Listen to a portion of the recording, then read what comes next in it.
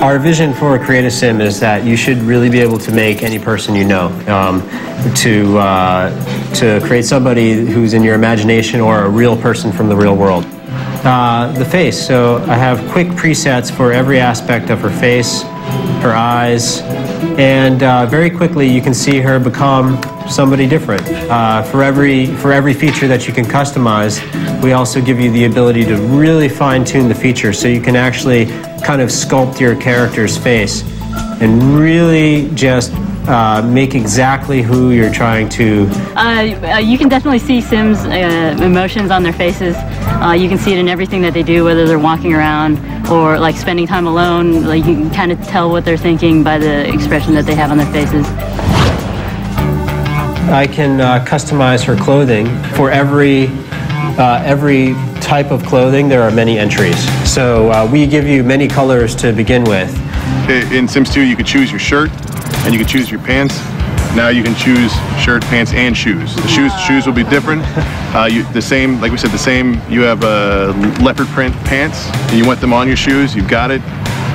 If you choose a dress and you want to put on stockings or you want to put on socks underneath the shoes separately, that is also available. And once again, the same pattern. If you have an argyle or a stripe pattern or whatever that you like, you can put it on the socks or on the stockings, the same as everything else. It's from a clothing standpoint, they're all created with the same technology that allows you to take those same patterns and mix and match them however you want.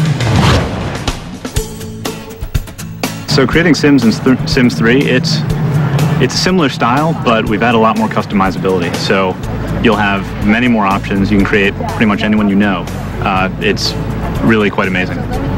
The character of Sims 3, it progresses over time, so they only start out when they're toddlers. They only start out with 2 bits of character, 2 little character traits.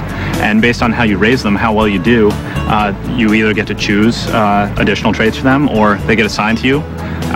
So if you fail school, you might get a bad one. Your kid might become mean or neurotic or something like that.